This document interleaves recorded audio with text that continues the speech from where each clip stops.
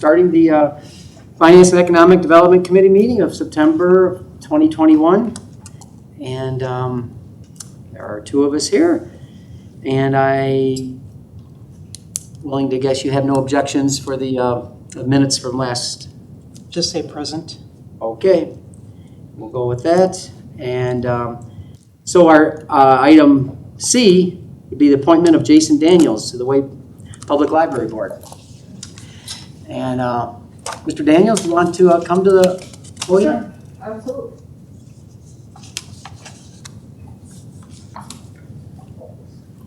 Hello. Good evening. And I want to thank you for your willingness to serve. And, would you like to tell us anything about yourself? I know, well, there's quite a bit in here, and I will say it was quite impressed with this. Oh, thanks. Oh my, you make me feel lazy. No. The things you're involved so. No. My goodness, what you've done is just incredible. So, if there's any more you want to add about why you'd like to be on the library board. Sure. Well, to the chair and to all the council members and my new friend over here who I think is taking some notes or minutes, and to all the audience. My name is Jason Daniels, and I'm a proud Perrysburg resident and have been since my wife and I got married in 2007. My glasses are fogging. I'm not crying. I know. Although I love my wife, I love her. So you can't tell if you see her that I was crying. But with the exception of having lived in Cleveland for 4 years from 2012 to 2016, we've resided in Perrysburg. I grew up in Toledo, Lucas County. And most of my, I'm from Toledo, born and raised here. And most of my life, this is where I've been, I've had the luxury of working for some really good organizations in the region, Owens Corning, City of Toledo, but I spent 14 years working for United Way. And that's really where the love and passion for health and human services and advocacy and public policy work that I get the opportunity to champion personally and professionally over my career. And my love for literacy and libraries continues to reside. And the audience doesn't know, but in my notes that I sent to you, my mother we used to go to the Mount Branch Library. I grew up in Central City, Toledo. And that's where my fondest memories are. I'm also an author. I didn't put that in there, I don't think, but my daughter is a two-time winner of the Toledo Public Library's awards for, I think she was, second and third grade for writing. So it just kind of runs in our family, And I continue to do work and advocacy work through our business. Jay Ramon, we do consulting work. And a lot of that work is advocating on behalf of young people in the areas of education, income, and health, right? So the love of advocacy and libraries and the work and working with the American Library Association, which I continue to do, is a love of mine. And then talking with the mayor and other members of some of the Perrysburg groups that I get a chance to work with, we go over to the library. So when this opportunity came up, I thought I'll put my name in the hat. I think the time is right. I'm not on too many boards where I'm overcommitted. And I think it'd be a great opportunity for me and for my household to continue to support by way of serving the city and serving the community through the library. So that's me, that's my love, and I think it'd be a great opportunity if given a chance. If I may, could I call you Jason? Yeah. I'm impressed that you are a small business owner. That's wonderful. And I think you would bring a good viewpoint to the library board as a business person. So thank you. Yeah, thank you. Thank you for recognizing that. Yes. Sounds like you'll really bring some fresh ideas for board. And absolutely. Do you have any questions or anything, Tim? Well, thank you very much and welcome. And we are, Angela, we're all in agreement that we ought to pass this on to a vote in City Council. So, or Appointment Review Board, right, is next. Mm-hmm. Correct. So that's probably going to happen, I would think, right before the council meeting. There'll be an Appointment Review Board. Okay. About probably 6:20, 6:25, and then council will vote on it. You're welcome to come. Okay. If you want to be here. I don't think anybody's, probably will be asking any questions, but thank you very much. Thanks. Yeah, thank you. Absolutely. Always here to serve.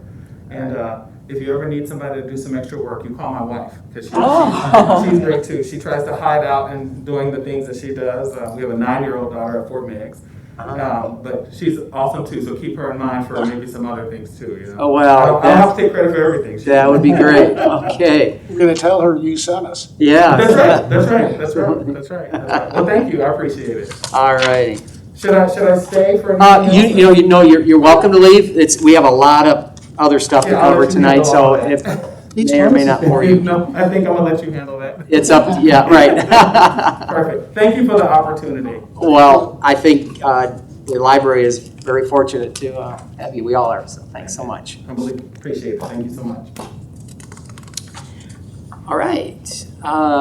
Glenn, we're going to talk about economic development. Got Well, it's nice couple to items. see everybody here tonight. Tonight, we have two projects. They're both ProMedica related, and we have in attendance Mark Rose and Robin Whitney. Robin Whitney, you should know from Levis Commons fame.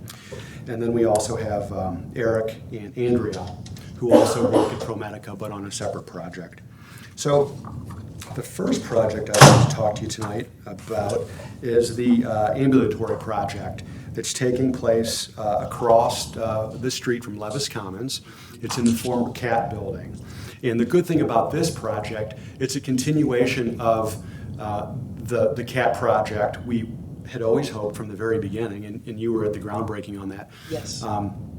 that this would be a good adaptive reuse project, because CAT was constrained at their site. They needed to move somewhere. We wanted to retain them, but then we always had the specter of their vacant building across the street. And the specter of that vacant building is now hopefully going away with Eric and Andrea and their team. They are requesting a jobs grant in conjunction with this project. They're pursuing the feasibility of whether or not they can make the costs of this project work. They still have not had approval of the project. They have to run it through the capital committee, and they've got to do a bunch of renovation inside the building. They don't plan on expanding the footprint, but what they do plan on doing is a lot of improvements inside, and then potentially some landscaping and stuff like that. And that project, as I mentioned, is at the former CAT building at 25970 North Dixie Highway. So they are requesting a jobs grant to help offset the renovation costs. They anticipate creating 66 full-time and 17 part-time jobs with a payroll of about $3.5 million. And that payroll will hopefully start at 2023 when their project is at full capacity.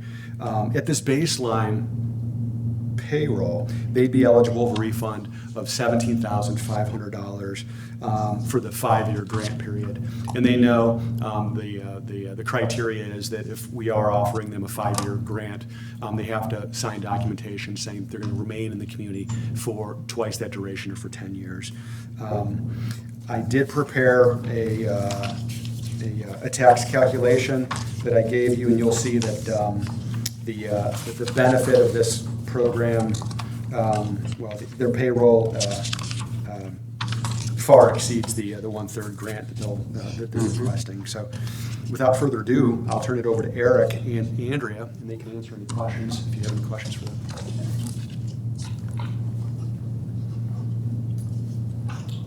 Hi. Good evening, thanks for having us. Okay, I think we just usually name and address, but you're just your name and you're with ProMedica. Yeah, I'm Eric Holzman, I'm the project manager. I work for Andrea. I'm Andrea Donahue. I'm the Associate Vice President for ProMedica Transport. Welcome. Well, Glenn laid it out pretty good for us, and do you have questions, Deborah? I just am very pleased that you're going to be coming here and doing what you're doing and creating jobs. I think that's fantastic, and 66 full-time jobs and bringing in $3.5 million is a great shot in the arm for our community and much needed. Thank you. Sounds like it's going to be a good fit for that area too, that location. Not a whole lot. I'm sure that the residents nearby would probably rather have something along the lines of the medical as opposed to truck repair or something like that, or even what they've been dealing with. So I think it is a great improvement for the area, and of course they're bringing all the jobs. Eric, the application says the project schedule is expected to begin December 1. Do you think you're gonna be able to make that? Because I think I heard Glenn say it's still, ProMedica is still deciding, but, Yeah, I think we'll be successful. We actually have design work underway right now. So I think between now and the 1st of December, it gives us plenty of opportunity for that. So I think we'll be in good shape. And so that'll last until the end of April. okay, great. Well, I hope you choose to come to town. I hope it works out. Very excited. Yes. Great location. I think it's probably worth mentioning too that you mentioned neighbors, and I want to dispel any specter of traffic jams or lots of noise, because the way the operation works is that everybody reports into work at the beginning of their shift. They check out their vehicle, make sure it's full of medications and in good repair, and then they dispatch out onto the road, and they hover in different positions around the city. So it's not like you're going to see. Oh, it's not like sirens will be leaving there? No. Okay. So just mentioning that because of neighbors. Well, I'm really glad you did mention that, because I know we're going to get those questions when it comes out, what's going there, so. Yeah, there should be no reason that they would leave their lights and sirens and. Okay. So. Great. Good point. And it's a maintenance facility as well. Yep, maintenance as well, so it'll be basically like a big hub, so it will have all of our supplies, all of our maintenance work will go through there, all of our supervisors and things will be there as well for our crews. to Knowing see. ProMedica, it's going to look really nice on the outside as well. I know that. Absolutely. Is that a 24-hour operation? It is, yes, it is. So our maintenance usually works during the daytime, so Monday through Friday, but we do have crews that will be checking in 24 hours a day, 7 days a week as well. All right. Well, sounds good. You think? Okay. Well, thank you very much. We're really excited about that, and we're gonna have, it'll be 3-0 that we're gonna pass that on to City Council as well. Angela, thank you. Thank you very much. All right. Okay, so let me move that over here. So the next project is a continuation of a project that I unfortunately couldn't attend back in August when you approved the jobs grant. So from the very beginning, Mark and I and Robin started working on their Brigham Drive project a while back. And there was always some question as to whether or not they were going to frame in the project to go to where they would own the property or it would align with the private sector. Because there's many facilities, hospital facilities and things like that, that often do a good job aligning with the private sector. And the private sector projects are eligible for other incentives that the public side can't benefit from. So from the very beginning, we weren't sure how this was going to go. So they came in August for the jobs grant. And then after it was approved, Mark had called and indicated that there's still some framing in the project to see if it'll align with the private sector. And to best sell the project and to best put its best foot forward to align with the private sector, they'd like the CRA incentive. Now, on the face, private sector entities, public sector entities, don't benefit if they're exempt, right? They don't pay taxes on the property taxes. So in this case, what we're requesting is, and what they're requesting is that their 80,000 square foot building that's going to house a multi-specialty private practices and a cancer center, that if it's approved, that once it goes to market and once they align the project with the private sector, we would transfer it, the agreement, all the benchmarks and everything over to the private sector entity and work with the schools. Of course, the schools are always made whole on every one of our CRAs. They are requesting 100% 10-year CRA. The project looks like it's going to be about $37.5 million. The construction estimates for the real estate are running in about $31 million and some change. But we'll have a separate sidebar agreement with the schools. They've been notified and they've had no comment to date. But the project will create about 57 or more full-time equivalents with a payroll of 7.68 million or more. The project would also, this is a notable thing too, the project will also retain about 59 full-time employees. Some of those are located in Perrysburg already, and some of them are located in Maumee, right across the river. So this does have a job retention component. I didn't include that, the retained payroll, but please add that on top of the 7.68. So it's a big economic project. Mark and Robin are both here tonight. And they do understand that our incentive guidelines allow for one incentive, but not usually both. And so they understand that if you approve the CRA, that's more beneficial to them, that once they figure out how that's going to work, they would rescind their jobs grant. Okay. Yeah, because I remember we discussed something, Mark, about the CRA. I think I asked that question last month. And so you can't have, we're saying, can't have both. You can't have both. Our guidelines speak that we prefer one or the other. Okay. We've had rare occasions where businesses have had both. Okay. You said 7.68, but then I think it was bumped up to 14.27 million. Is that because of the jobs retention? This is when I'm reading our minutes from the last meeting, that they had projected 50 new full-time jobs, 14 new part-time jobs. The payroll, 668 million, up to 14.27, okay. Yeah, it would go that high. This is just the low end number. Okay. And now, aren't our CRAs normally just granted up to 75%? They can go as high as 100% for 15 years. We usually like to start at either 75 or 100% for 10 years. Because this project has a lot of costs involved, material costs and things like that. The 100% would be probably where they would need to be. The schools are going to be made whole anyways. Yeah. Okay. Yeah. You have any questions, too? No, I was just catching up because I think the application makes clear what Mark told us last time is you're relocating 133 current, but the new is the 50 plus the 17 part-time, I think it was? Yeah, I think it was 14 part-time? 50 full-time and 14 part-time. I'm Robin Whitney from ProMedica. Hi, Robin. And Mark can also answer questions Robin, too. welcome back. Yeah, nice to see you. Familiar grounds here. Yeah, so, yeah. It's your old stomping ground. Absolutely. Well, what's really, maybe just to give you a few comments, we're really excited about this investment in Perrysburg. The history that you might not know is I was involved with Larry Dillon on the development of Levis Commons and sold the property to ProMedica. And ProMedica always said they would do more than one building, and so now I'm with ProMedica and we're developing that vision. So it's really exciting for me to be a part of it all.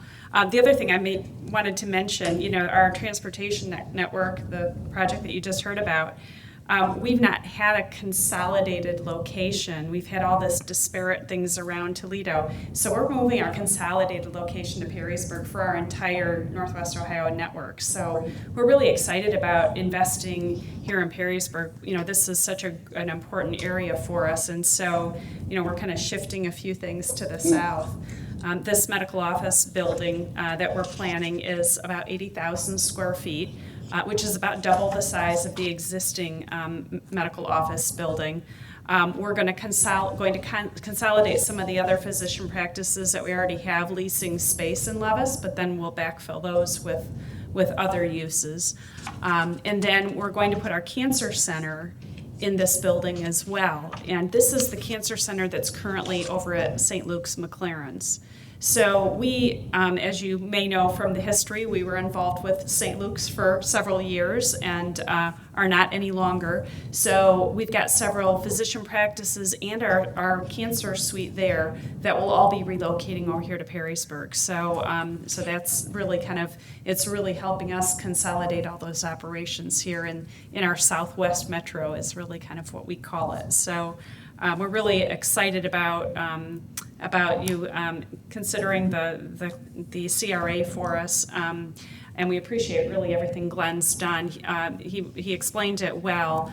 Some of our properties, we have private development companies own them, and some we own ourselves, and so that's the kind of the latitude we're still evaluating that, and that's why this is important for us to consider. Well, I say this is fantastic. As I said before, this is going to be really great for our community. And I have advocated many times that we need to be bringing out businesses into the Route 25 area. And it will help fund all of our services. And thank you very much. Yeah, we're really excited about the investments that we've already made. We've just been I think Perrysburg's been so welcoming to us with our urgent care, our pediatric urgent care, and some of the other practices that we've started in Levis, and so we just want to continue that. We've received the ARC approval for the architecture of the building. It's going to be beautiful. I mean, we're real excited about the architectural style that we've put together. I should maybe bring those to the council. I don't know if it's appropriate to bring that, but I do have a question for you. Yeah, sure. It's, I was involved with a project some years back with ProMedica, which was a LEEDS project. Are you going to be using LEEDS material again? You know, what we normally do is follow the LEEDS practice. They have different certifications you can do, and what we found is we follow their general guidelines, and we don't try to get the platinum, not very often, because that seems to be more about getting the points than really doing the benefit of having something that's energy efficient. And so we kind of put all that into it, and we've kind of made that part of our standard to make sure that we're hitting those kinds of That's guidelines. fantastic. Yeah. We're also making sure that we've got, it's very walkable. We've made sure that we've got, a good sidewalk network, some landscaping. We're going to enhance the water feature that's out there. So, the landscaping signage we think is very important, especially because access is a little difficult right now. If you come out to, you have to go up Brigham in that one drive. So we've negotiated with the town center to get 2 other access points across the ditch and across the gas easement to access the site. So we're really trying to make sure that it's accessible and it'll be easy to understand how to get onto the site and that type of thing as well. So Great. A great fit for the area, just expand on what you have there. absolutely, we're excited about it. Was there, Mark, I think you mentioned last time there was some potential involvement with Life Connection. Is that still possible, or if you can say so publicly? With them, and you can imagine that's still an ongoing process. We're under contract, and I don't know where they're at. I understand is they're going to be talking to you as well. No. And don't know where Glenn probably knows more than I do Okay. about that. We're just a property owner, and what I can tell you is that the plans that they have coordinate real well with what we're doing on our property. So it's going to be a really neat campus. Oh, yeah. And we've had a lot of people ask us to purchase the property, but it really wasn't until Life Connections we felt that was just really complementary to what we're doing, and the way that we've designed it. This building will go really adjacent to the existing building that's out there, and then Life Connections will go more towards the west end, and there's still room for us to do one additional building. So we've got future expansion capability as well. Super. Any ideas, Ms. Whitney, what you're thinking about as far as expanding? For that other building? Yes. Not completely. I think, there's always discussion about, do we need an ambulatory surgery center? Do we need, I don't know that we would go the path of, like Mercy with a micro hospital. That I don't think we would do something like that. But there's so many, even with 80,000 square feet, we're only going to have one unfinished section of it, and the rest of it's going to be filled with physicians. So we'll have ENT, and we'll have primary care. Our pediatric group that's already out there is going to move into this new building because they're bursting at the seams. So probably more specialist would be the thought process. Certainly like to keep it, medical. So I'm not sure. You never know. That's great. Well, thank you very much. Okay, thank you. Great. Oh, Glenn, I wanted to ask you also, something I was going to ask you last month. Yeah, What kind of incentives out there for small businesses? sure. So here's, thanks. Did you know I was going to ask that question? I did, yeah. Ah, A little. Okay, so I've got, well, I'm gonna need one of these. This was something that I think I gave you last month. Oh, okay, yes, and we did want to, So, I prepared this in advance of last month. Okay. There's a lot of programs out there. And as I told folks, and I tell them early and often, the best local program that you have right now, and I had an epiphany, I was going to take a picture, but I couldn't take a picture in drive at the same time. But the aesthetics that you do off of the DDI, right, the landscaping, things like that, how you keep the community up, is the best economic development program that you can do, right? Because I can create all these programs early and often. We can throw brochures out. And if your downtown looks bombed out and depleted, if your landscaping's not kept up, if residents don't smile at people early and often, I can't do anything for you. And so you do a good job at that. And that's why yet #1 program on here, quality of life programs, is so very valuable. You've got quality schools, proactive planning and zoning systems. I'm sure Tim's been on the planning and zoning committee for a long time. And often they've had requests of watering down their planning and zoning to benefit a particular project, and they've stayed true to have high design guidelines, and so that helps. Of course, if you weren't by I-90 and I-75 at the crossroads here, you might not be the Perrysburg that you are today. So that helps as well. We do a lot when it comes to reaching out to businesses and being proactive when they call. In regards to the local programs, the CRA programs that you have, the enterprise zone, which we really don't use that much, and then the jobs grant. We have the revolving loan fund program that we often get calls for from businesses that need that gap financing. In fact, a couple of the businesses, one of the businesses that I believe might have started this conversation, they had asked to be part of the RLF and have the financing, but it didn't meet with their timing. So we met with those folks from the food folks. I forgot their name, but we take phone calls. We get to them early and often, and we've got the website. There's a variety of different programs. There's a variety of different state programs too that we've tapped into to help promote your built environment. In fact, where Jefferson Street is, right next to the ambulatory building there that the ProMedica is thinking about doing, Bridge and I worked on a project there to get state money to fix critical infrastructure along there, to take a proactive approach.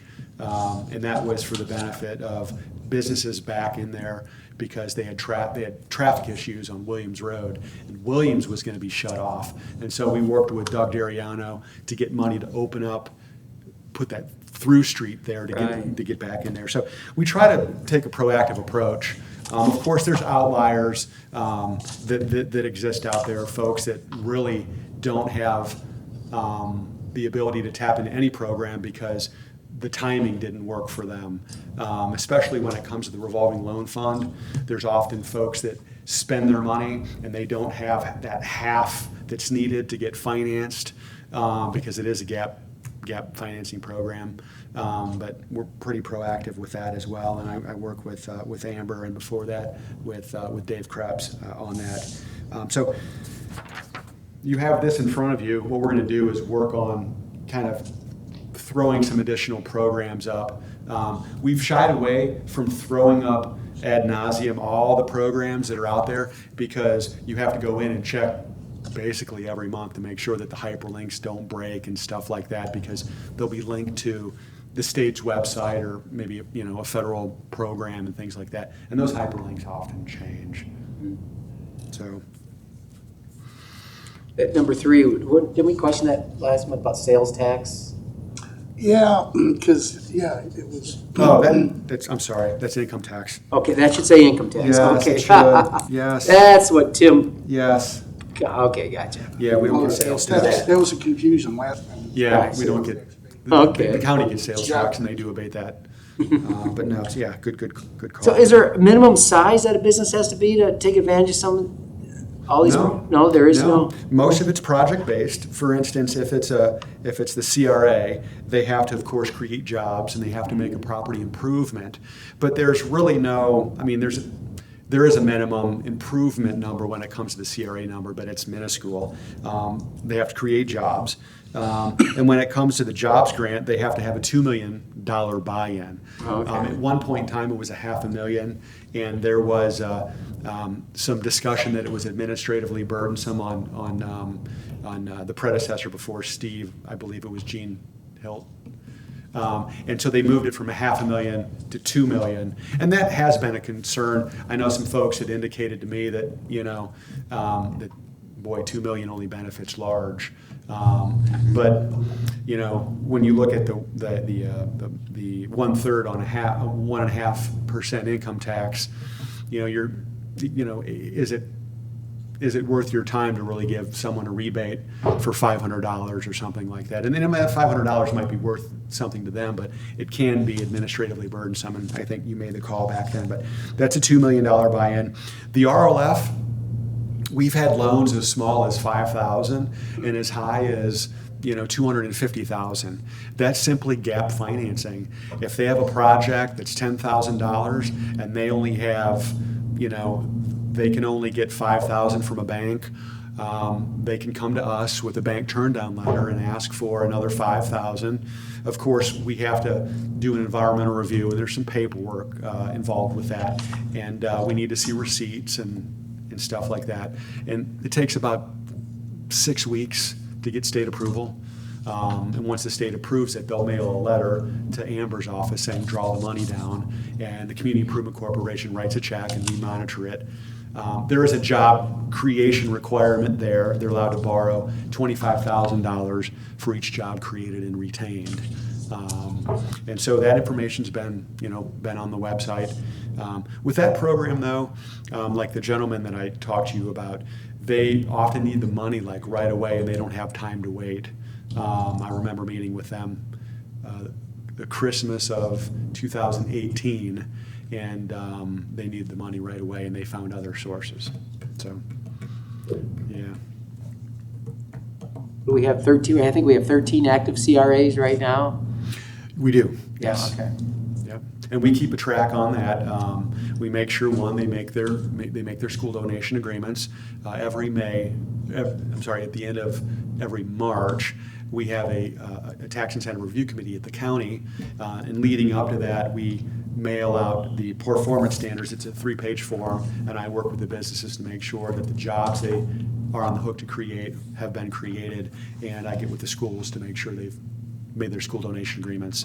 And there's been times, very few, where the business hasn't met the job creation requirement, and it's up to the city council to modify. You can modify their CRA agreement to account for the new jobs that they have there. You've done that once before with OI.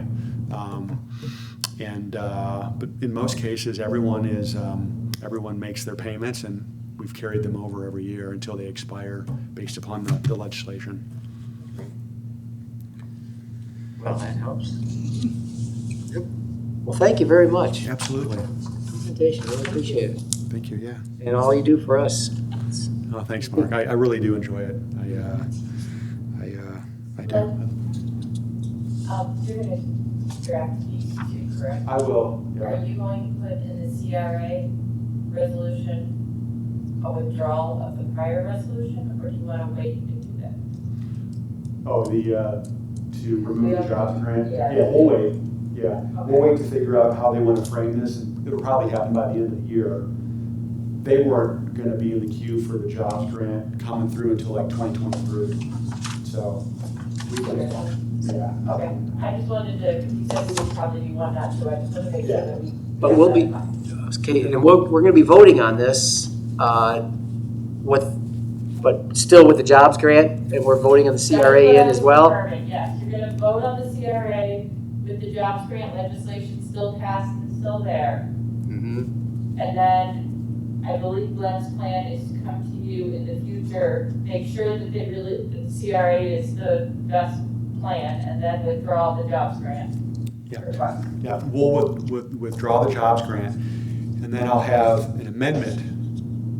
And the amendment will transfer the CRA from ProMedica to the new private sector entity. And then I'll work with the schools on the new school donation agreements and have that all ready before the project gets built and starts to get monitored. And that would probably be 2023 or maybe even 2024.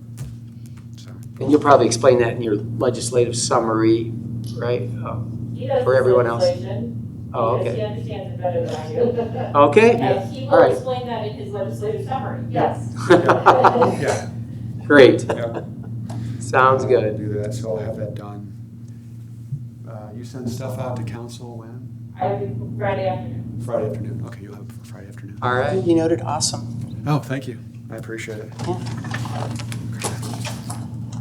right. Absolutely. Yeah. Thank you. Thank you, Glenn. Yep, absolutely. Oh, it's Kate's turn up there. You may recall, well, maybe you don't because you went to a different committee, but we'd like to do this a little earlier. I recall it very well. So usually sidewalks goes to service committee.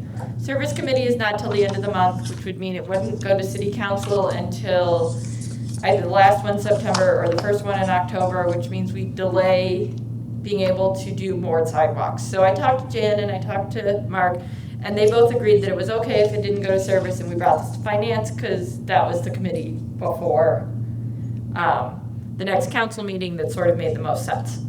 That's an explanation for why I'm talking to finance about sidewalks. We passed, or you all passed, I'm sorry, Resolution 9/2021, which awarded a bid to M&M Foamworks, giving them a not-to-exceed amount for $100,000 for repair and lifting of the sidewalk program for 2021. The budget that you all passed before has $200,000 in it for the sidewalk program.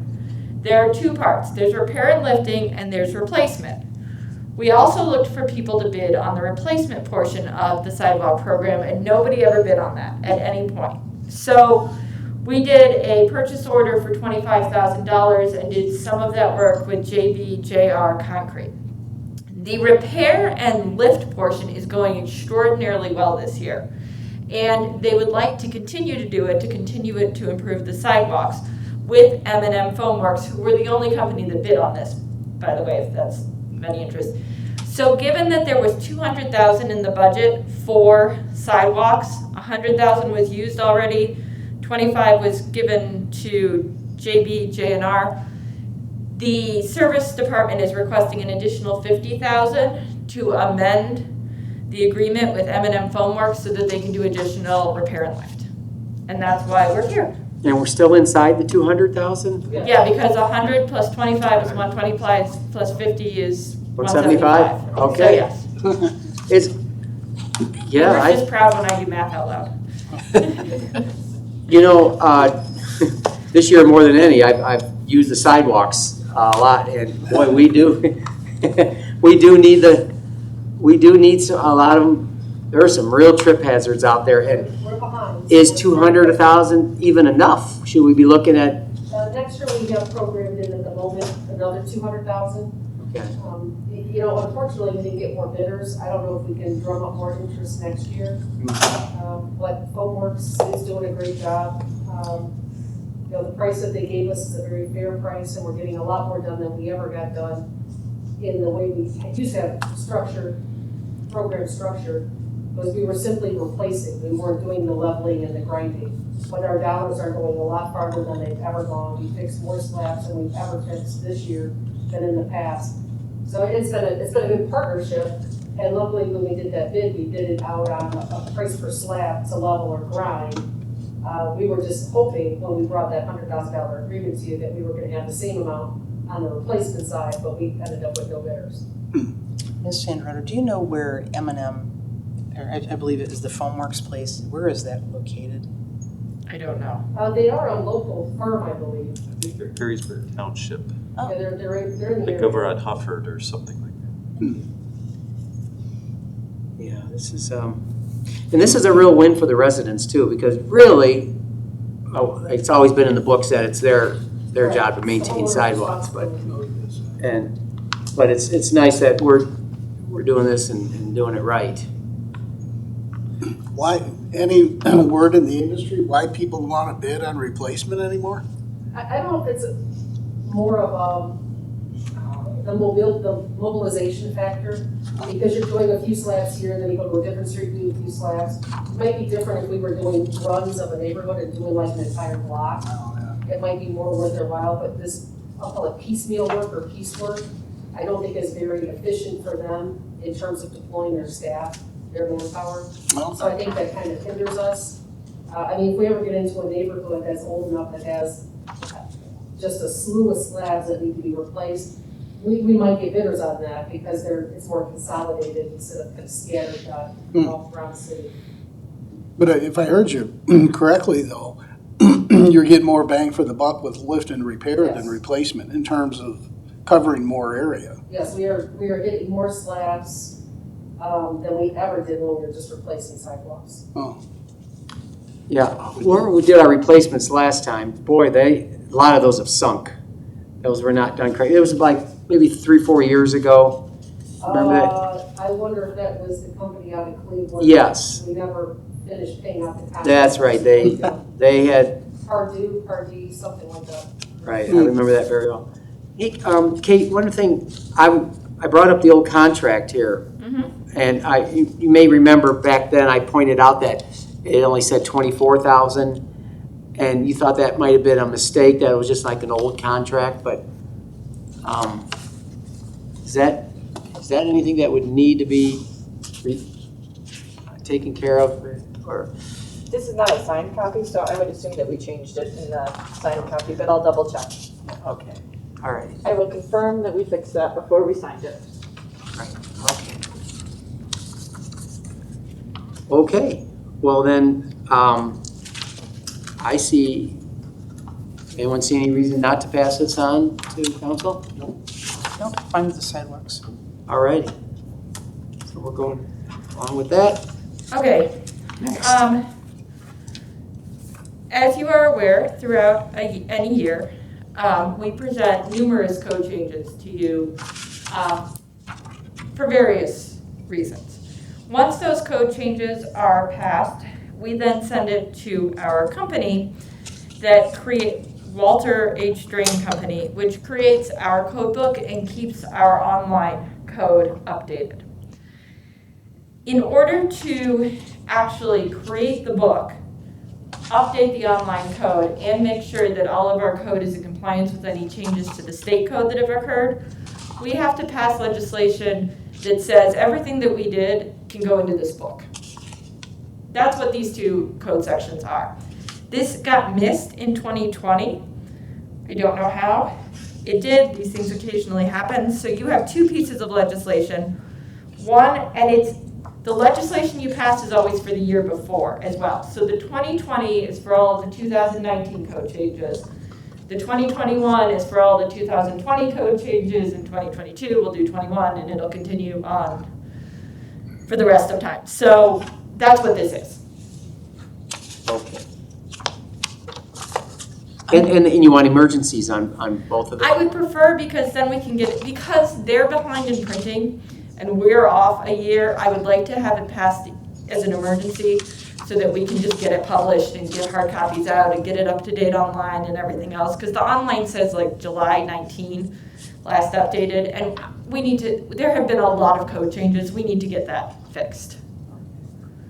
does Drain do the online stuff too? Yes. They do? Oh. Yes. So they do that once a year, and when they do that, they send Amber an original hard copy. They send me the listing that you see here in each code, and then we put together the legislation for you guys. We have all the different departments review, make sure everything is what we said it was, and then we vote and say yes. I do have a question for you. It says Walter Drain, and I thought when you go online, it's someone else. It's American something. The website is like American Publishers. Right. That is somebody that's either one of their subsidiaries or somebody that they subcontract with. So it's the same, sort of. But we pay Walter Drain. That's who our contract is with. Okay, and then I know what some of these are on some of these codes, but is there any way that we can get a description of these codes so we know what they are? Well, you've already approved all of them. But I'm saying some of them, others may not know what they are. The ones that are state law changes, those we are, I believe, required to accept and amend our code. Those that are set by our revised code for traffic stops, DUIs, drug trafficking. Just so there's nothing conflicting either between ours and so that we can state. cite under our revised code and not under city code, because if we cite under city code and not ORC, and somebody's incarcerated, rebear that cost We, as well as their medical costs. we can send you, if you would like, all of the emails that Amber sent to each division. Sure.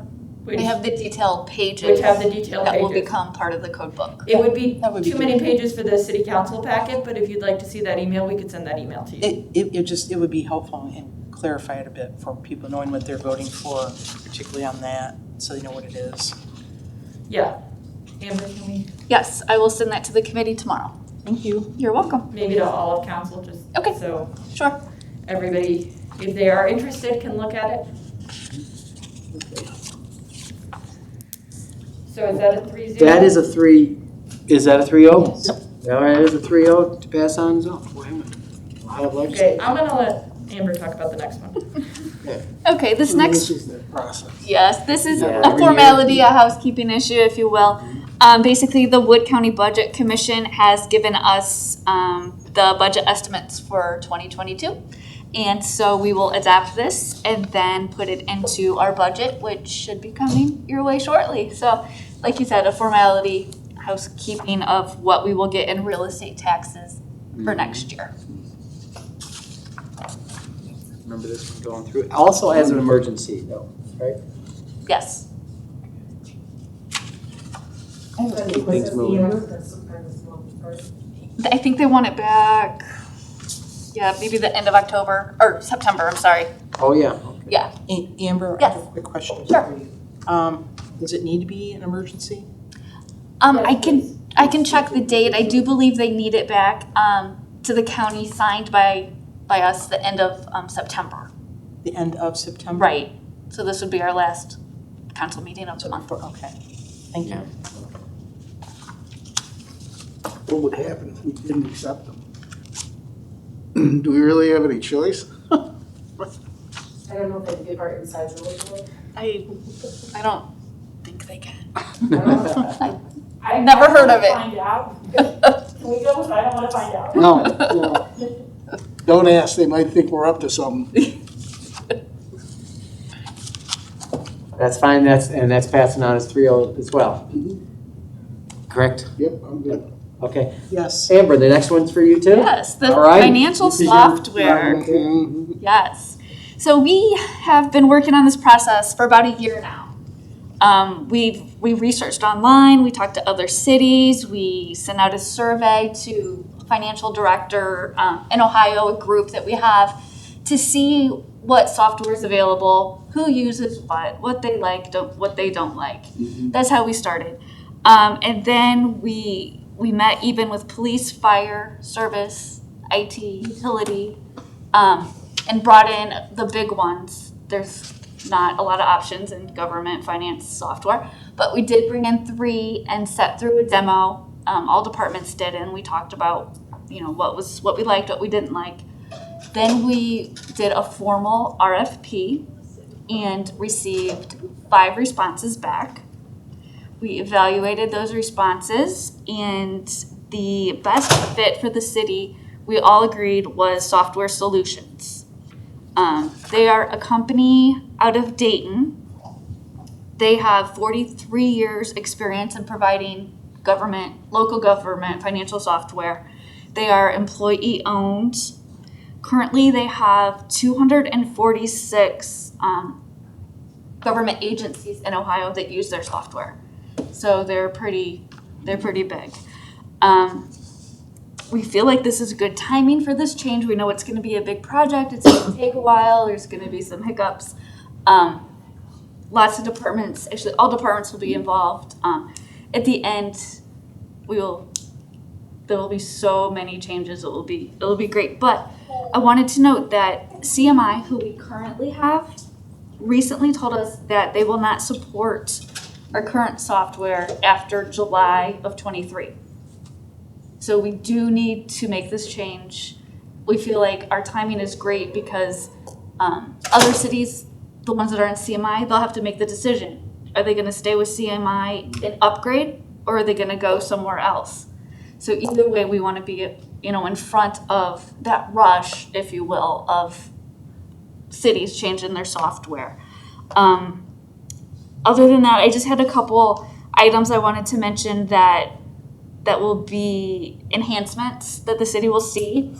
We will be able to have real-time information. Right now, it's basically a monthly snapshot that we see. But we'll be able to have all departments log in and see where their budgets are right now, see where POs are, see what's being approved, what's held up and why. It'll eliminate all kinds of paper. Absolutely, and extra spreadsheets. Like right now, there's extra tracking of things that it will be all incorporated in this. Payroll will be enhanced, budgeting, forecasting. We currently still use dot matrix printers, especially for our checks, and I feel like that's a safety issue with that as well. So we will go to the threefold checks that have security designed right in them. They will be secure with the signature. Right now, it's like a machine that we have. Right. Yeah, because we can't get parts for that machine anymore. So, or our printer. So we cross our fingers every other week when we print those payroll checks. Another good thing is that it's cloud-based. So if we would have another pandemic or something where we would need to be at home, this would be much easier. We could all log in. We could all see the same thing.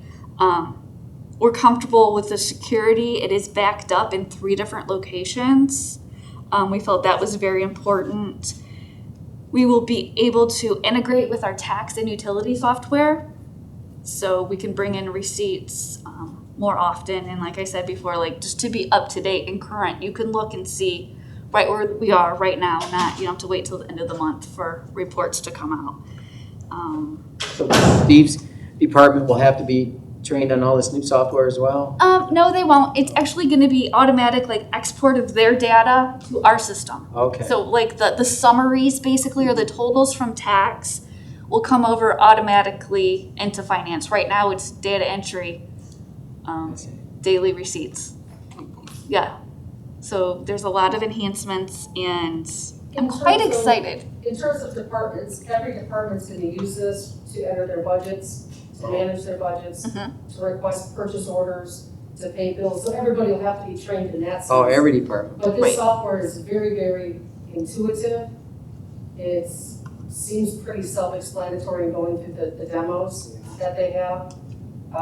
Very robust and powerful. Lots of reporting tools that you don't have to wait for finance or bother finance. That you can initiate your own reports that are, kind of canned, if you will. And I don't have to go and pester finance. Things like this are going to look different to us. Everything's going to... Absolutely. Maybe not that one for sure because that one's exported to Excel. Okay. So, but yeah, there'll be way more options and yes. Very user-friendly. Absolutely. You'll have good support from this company that Yes. you need it. Yes, they have Readily great support, accessible. and we have reviews from other municipalities that already use them, and Great. yes, good reviews. Yeah, CMI would keep you if they want to sell you new software. Yes, yes. Did you consider them or is there? We did. Okay. Yes, they were. You still felt. But their new software looks like their old software and functions the same. Oh, okay. Yes. I didn't know if it was so bad you just said we didn't want to hear from them or if you. Honestly, we felt like that, but we did hear them. We did ask them to propose. But what they actually demoed to us was essentially what we already got. And Mark, to answer your question, I had changes I wanted made to the agreement about some times and some other things, and they were completely cooperative with that. Oh. I read like the agreement, redid it, and they signed off on everything. So yes, this company has been very responsive to when we wanted to do things a little differently. That's really good to know. IT was also involved, and they had some issues that they wanted clarified or changed, and they worked with us on that, on the details. So, yeah. So it was unanimous for all of you departments and everyone, including Gary. Yeah, Yes. Everybody that was part of the ranking team, everybody ranks, and this company came out on top in terms of points by far to the next one that was number 2. Okay. Interesting. Price-wise was number 2. Price-wise, it was right in the ballpark. There were some that were more, there were some that were less. Okay. All right. Some like CMI was less, but they felt that they didn't have the they had the advantage because they didn't really have to convert the data into a new software system because it's the same system. So that price point was less, but we didn't feel that that was the best fit for us anymore. But this one is like, kind of like right in the middle of the Yes, path. the price And was. that price actually could ultimately be less because we're talking internally about not necessarily converting all of our data because as we're going through this year's budgeting process, it's quite apparent that we have many departments that use the same line item, use it for different purposes. We have like 30-some different payroll line items, and to map that to a new set of chart of accounts would be an absolute nightmare. And it might not be meaningful because we're not gonna get a good match one-to-one. So we don't know if it's relevant. In this case, our IT department says there's a way for them to take a snapshot of our CMI system and have it be searchable if we want to look back at historical stuff, to the extent you can actually look at historical stuff in CMI, because that's very complicated and hard to do. So we might, just take a fresh start going forward with a new chart of accounts. We'll always have our old data, but we didn't want to compare an apple to an orange as we go forward in years 1, 2, and 3. But in just a few short years, we're going to have our own history in that system. Sounds really exciting. Yeah. for you. Absolutely. We are in a very geeky sort of way, yes. Yeah. Geek down at a level we should not. It'll be awesome. That's what we do. So, we're all in agreement to pass that along and as an emergency measure? Yes. Okay. Thank you. All righty. Now we go on to the Usual. expenditures, yes. Expenditures of 5,000 and over. Yeah. Do you have questions on any? I do, thank you, Mr. Chairman. I have questions about the United Healthcare that I see listed from items, let's see, from anywhere from 0.86 all the way down to 0.01, 0.21. Those are claims for employees' healthcare claims. So United Healthcare is our health insurance provider. So all the claims run through them. And then the last two are the admin fees that we pay to process claims in the network. I also have another question that's back here. It's listed. Did I read this right? Dollar General and cat food for $18.95. Is there a cat I don't know about? Is that on the credit card? It's, yes. I saw that. I was assuming that was the stray cats they pick up. Or I'm saying yes, that it's a police expense. There's occasionally dog food, cat food, supplies like that. What do they use the dog food or the cat food for? When we're holding an animal while we're waiting for its owner to come and retrieve it. Okay, so are we going to be getting an animal control officer then? No, Why not? because we don't need one. The police chief has determined that.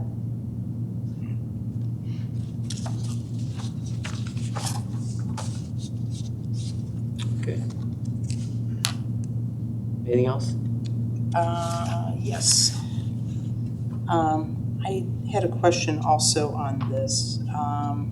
Geddes Paving and Excavating on Roachton, and that amount being $286, $635.05. Wasn't a lot of that already spent on that? That project's still going on. It's not closed out yet. That's probably the final payment before retainage is paid out. But I think that contract was a $600,000 or $700,000 contract. Yeah, that project got held up a little bit, didn't it? Yes, we're still, I don't think the final walkthrough's been done with ODOT because we did have holdups with signal poles and signals. So actually have 3 with poles. So the other 2 that are still ongoing under construction is West South Boundary and Preston Parkway. And hopefully this week we're supposed to start receiving those signal poles and signals and start getting installed. But like everything else, everything's not back ordered. So we're at their mercy right now. Is there any way, since we just passed legislation recently that Kate had written for us, holding, as you said before, their feet to the fire on different contractors, would this be one of them that we could hold their feet to the fire? No, I'm not gonna go after a contractor who can't get material in because that's completely unfair and not in any way their fault. We can't get material in, contractors can't get material in, my parents can't find their applesauce that they like or the peas they like at the grocery store. I mean, this is a universal problem across the country at this point, and I don't think it's fair in any way to say to a contractor who's put the order in, done everything we asked them, and physically can't get in here, that they should have to pay some sort of fine for that. But if that becomes the case forever and ever, though, aren't you going to do that if they continue to say that? Because I can't imagine that's going to go on forever. I'm gonna trust that our contractors aren't lying to us until my engineer comes to me and says he thinks they're lying to us, is how I'm gonna do it. So if my engineer comes to me or my project managers come to me and say, I think they're giving our poles away, then we'll have a different conversation with the company. They could provide their ordering slips for materials and verify the date. They have all that. It's just like everything else, everything's backed up. Anything with steel or metal in tubular shape is ridiculous. I mean, the next one is paint, I'm being told. So anybody who's looking to buy paint, you better do it soon. Because that's the next one.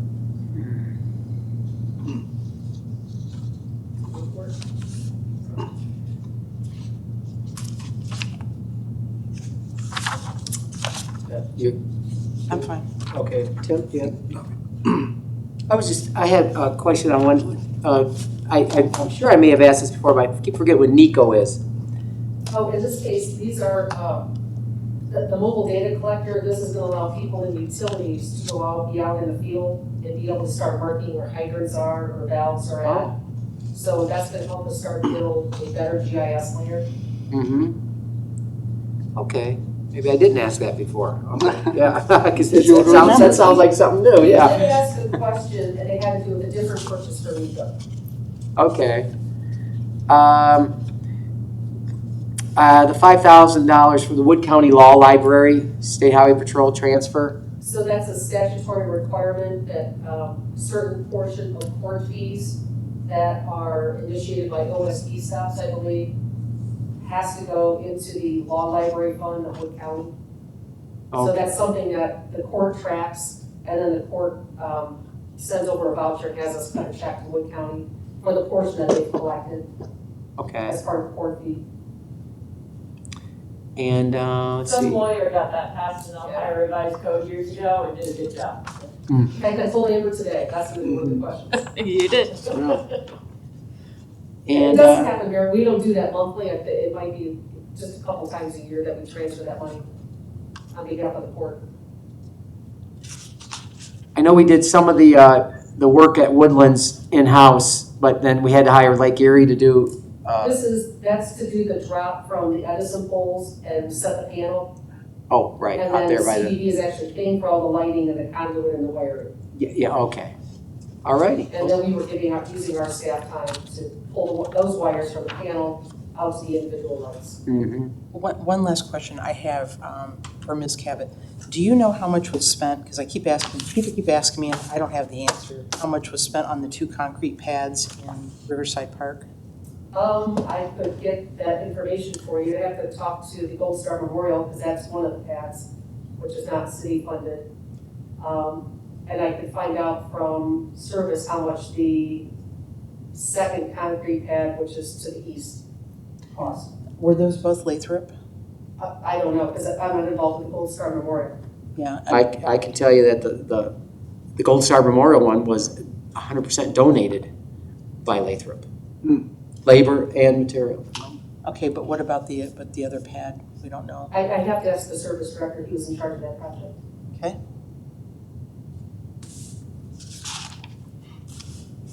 Okay, and that's it for the expenditures. Amber, you want to tell us about health insurance? Sure. The Employee Health and Welfare Fund is slowly creeping up, which is a good thing. As I mentioned, I believe last month, we're still expecting some large claims. So that balance of $170,000 over the next couple months, we're probably going to see that drop a little. But compared to where we were the end of May at 66,000, we're doing quite well with claims. So I'm happy with where we are right now. I'll say.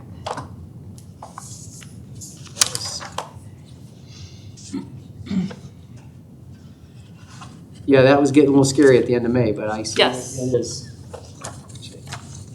Okay. I have nothing else on that. You're fine. Well, thanks, Amber. Now we're gonna Thank you. Tax Commission. All right, very good. Does anybody need a copy of the report, or does everybody? I printed a copy. Very good. It's like 10. So you can see for August of 2021, we did end up collecting 1.4 million, a little bit lighter than what we were at in August of 2020. Main thing that I noticed there is that certainly withholding was up, and so the big deficit, if you will, was more on the individual side. You can see those figures there. I suspect that is a factor of the shift in the due date for 2020 that was shifted to July.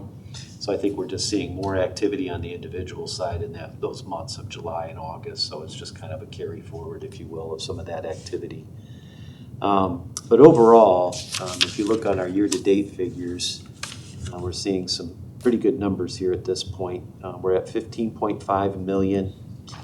That puts us about 11% up for that same time period last year.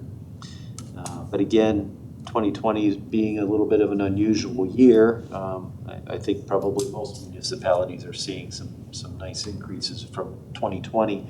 As you know, I mentioned at our previous meeting, kind of been tracking how we were comparing to 2019's revenues pre-pandemic. And if we look at the 2019 revenues for the first 8 months of the year, we're actually about 4.5% up for 2021 right now, compared with 2019. Yeah, that's a better year to compare it to. Correct, yes.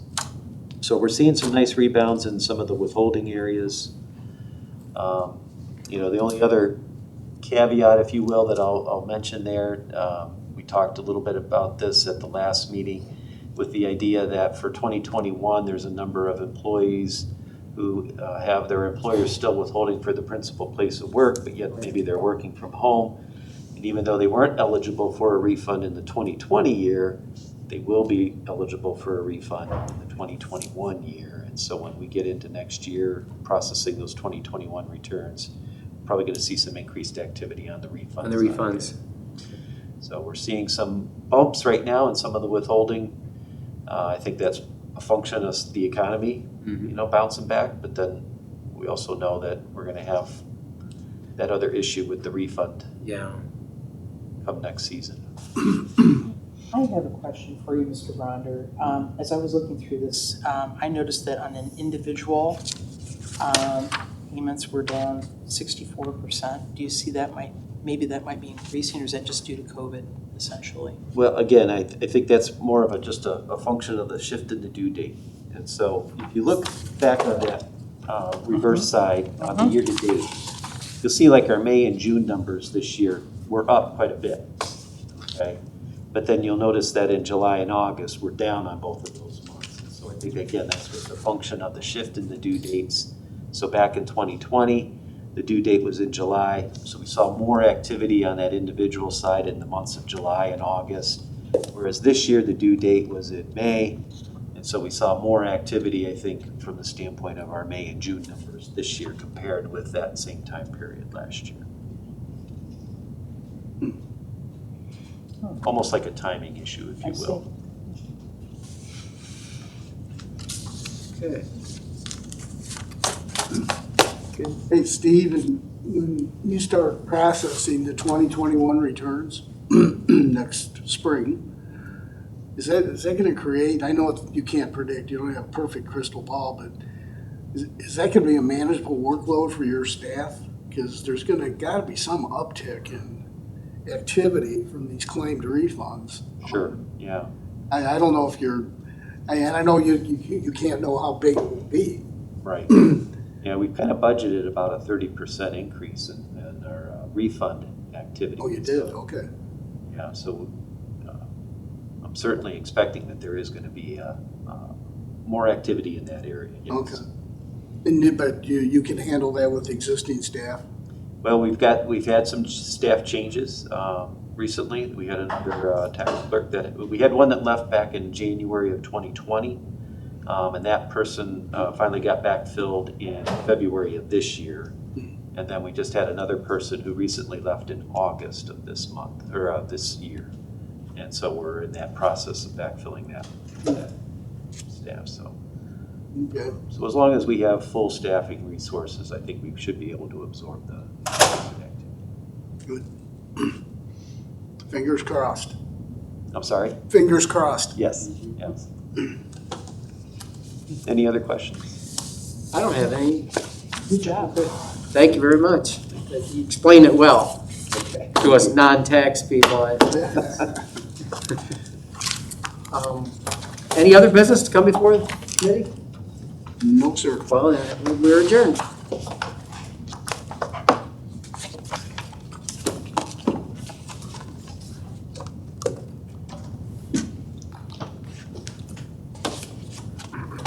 We had a good meeting. This was a long agenda. This was a long agenda, my goodness. This is gonna be a- Well, good luck to you tomorrow night. Yeah, that'll be fun. That'll be fun. Yeah, I wish. Is it deciding not to airport? Yeah, I don't think we're doing anything Hold it fun. forever. Then hold it longer. No, I think it's just gonna And even simply longer. say, Stuff it out.